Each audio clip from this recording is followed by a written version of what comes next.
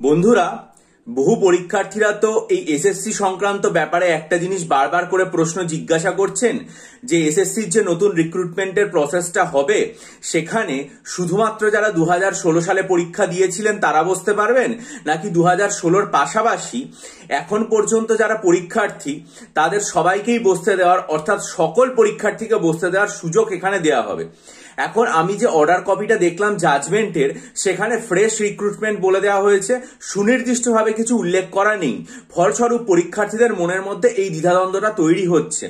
এখন এটার ব্যাপারে যতক্ষণ না পর্যন্ত এসএসসি জানাচ্ছে আমরা কিছু জানতে পারছি না। কিন্তু যেহেতু আমাকে অনেক পরীক্ষার্থী এই বিষয়ে জিজ্ঞাসা করছেন, তাই আমি গতকাল রাত্রিবেলাতে বাংলা স্ফিয়ার বলে একটা চ্যানেল, সেই বিষয়ের যে সাংবাদিক শ্রী সুমন চট্টোপাধ্যায়, তার বক্তব্যটা দেখলাম। সেই ভিডিওটার ডিটেল লিংক আমি এই ভিডিওর ডেসক্রিপশন বক্সে দিয়ে দিচ্ছি। আপনারা যারা যারা প্রয়োজন বোধ করবেন তারা প্রত্যেকে ভিডিওটা দেখতে পারেন। বিশেষ করে ভিডিওর 19 মিনিট 45 সেকেন্ড থেকে 21 মিনিট 45 সেকেন্ড পর্যন্ত এই 2 মিনিটের মধ্যে এই প্রশ্নটার উত্তর উনি দিয়েছেন যে কারা পরীক্ষায় বসতে পারবেন। উনি যেটা বলছেন সেটা আমি আপনাদের সামনে পরিষ্কারভাবে জাস্ট তুলে ধরছি।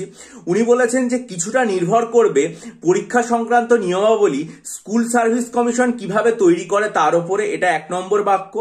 2 নম্বর উনি যেটা বলেছেন, 2016 সালে যে লক্ষ লক্ষ পরীক্ষার্থী পরীক্ষা দিয়েছিলেন এবং তারপরেও যারা এই পরীক্ষা দেওয়ার মতো যোগ্যতা অর্জন করেছেন তাদের সকলের জন্য পরীক্ষায় বসার বন্দোবস্ত করতে হবে। এই দ্বিতীয় বাক্যটা অত্যন্ত গুরুত্বপূর্ণ। 2016 সালে যে সকল পরীক্ষার্থী পরীক্ষা দিয়েছিলেন এবং তারপরেও যারা এই পরীক্ষায় বসার যোগ্যতা অর্জন করেছেন, মানে প্রায় হিসাব করে দেখতে গেলে প্রায় 8-9 বছর হয়ে গেছে এই সময়কালে যারা এই পরীক্ষা দেওয়ার যোগ্যতা অর্জন করেছেন তাদের সকলের জন্য পরীক্ষার ব্যবস্থা করতে হবে। এটা উনি ভিডিওর 19 মিনিট 45 সেকেন্ড থেকে 21 মিনিট 45 সেকেন্ড এই 2 মিনিটের মধ্যে বলেছেন। দীর্ঘ প্রায় 25 মিনিটের ভিডিও, আমি লিঙ্ক ডেসক্রিপশনে দিলাম। আপনারা যারা প্রয়োজন বোধ করবেন তারা সকলে এই ভিডিওটা দেখবেন, ঠিক আছে? এবার প্রশ্ন হচ্ছে, হঠাৎ করে আমি তার কথা কেন বললাম? কারণ আমার মনে হয় যে বর্তমানে বাংলা সাংবাদিকতার যে জগৎ, সেই জগতের মধ্যে শ্রী সুমন চট্টোপাধ্যায় হচ্ছেন বিশ্ব পিতামহের মতো। কারণ আমি যখন আনন্দবাজার পত্রিকা পড়া শুরু করি, যখন ক্লাস মোটামুটি 8-9-এ পড়ি, মানে ধরুন 2001 সাল নাগাদ, তখন সুমন চট্টোপাধ্যায় আনন্দবাজার পত্রিকায় যে প্রধান সম্পাদক অভিক সরকার মহাশয় তার পরবর্তী স্থানে ছিলেন। অর্থাৎ মূলত সম্পাদকীয় যে কাজকর্ম সেগুলো তিনি দেখাশোনা করতেন।